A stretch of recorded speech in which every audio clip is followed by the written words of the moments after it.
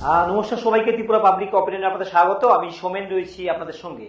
আমরা গত 2-3 দিন ধরে ত্রিপুরার উদয়পুর শহরের একটি ঘটনাকে কেন্দ্র করে আমরা আপনাদেরকে অবগত করিয়েছিলাম। অর্থাৎ প্রথমে একজন প্রকৌশলীর অ্যাকাউন্ট থেকে 17 লক্ষ টাকা দেওয়ার যে বিষয়টি, প্রতারণার বিষয়টি, এবং 71 লক্ষ টাকা একজন মেডিকেল অফিসার, প্রাক্তন মেডিকেল অফিসারের অ্যাকাউন্ট থেকে হাওয়া হয়ে যাওয়া, বা তিনি নিজের স্বেচ্ছায় যে ফ্রড যারা করছিলেন তাদের অ্যাকাউন্টে টাকাটা তিনি ক্রেডিট করেছিলেন, জমা করেছিলেন। এই বিষয়টি নিয়ে আমরা ইতিমধ্যে লাইভে কয়েকবার আমরা কথা বলেছি। কিন্তু যে বিষয়টি আজকে ভিডিওতে বলার সেটা হচ্ছে যে 71 লক্ষ টাকা যে মেডিকেল অফিসারের যেটা হাওয়া হয়ে গিয়েছিল আমরা বলছিলাম, বা যারা বাইরে থেকে ফ্রড করেছিলেন বিভিন্ন ভাবে তাদেরকে কনভিন্স করে, ভয় দেখিয়ে, মানি লন্ডারিং এর ভয় দেখিয়ে এবং অবৈধ আয় বিভিন্ন কিছুর ভয় দেখিয়ে তারা এই টাকাটা তাদের কাছ থেকে নিয়েছিলেন। 71 লক্ষ টাকা প্রথমে আমরা বলেছিলাম যে টাকার অঙ্কটা ছিল 68 লক্ষ টাকা তিনি নিজে বলেছিলেন। ঠিক তার তিনি পরবর্তীতে বাড়িতে যখন যান, গিয়ে দেখেন টাকার সংখ্যাটা আরো বাড়ছে, মোট টাকাটা 71 লক্ষ টাকা, প্রায় 71 লক্ষ টাকা ছুঁই ওনার অ্যাকাউন্ট থেকে হাওয়া হয়ে যায়।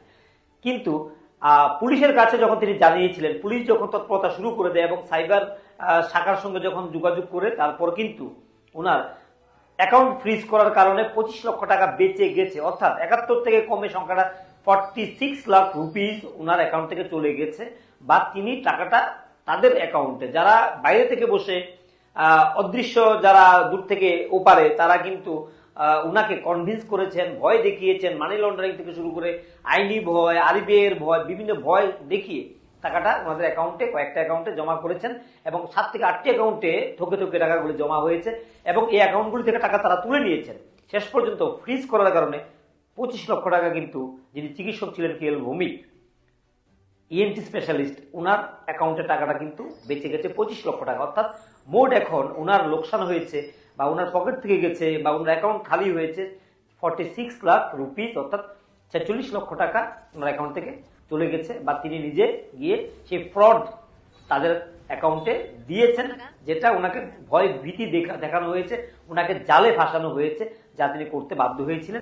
কিন্তু এই দুটি ঘটনার এক পক্ষকাল অতিক্রম না হতেই আবারও একজন সরকারি চাকরিজীবীর অ্যাকাউন্ট থেকে ৬৮,০০০ টাকা প্রতারকরা গায়েব করে দিয়েছে বলে একটা কিন্তু মামলা দায়ের করলেন সুব্রত রায় নামে একজন ব্যক্তি। তারপরে এই যে মানি লন্ডারিং করছিল, হ্যাঁ, এই যে এই লোকটা যেটা রয়েছে, মানে ওর কাছে আমাকে, ওর বাড়িতে সার্চ করে আমার ব্যাংকের এগেইনস্টে, পাঞ্জাব ন্যাশনাল ব্যাংকের এগেইনস্টে, অ্যাকাউন্টের এগেইনস্টে একটা এটিএম কার্ড পাওয়া গেছে, ওইটা দিয়ে মানি লন্ডারিং হচ্ছিল।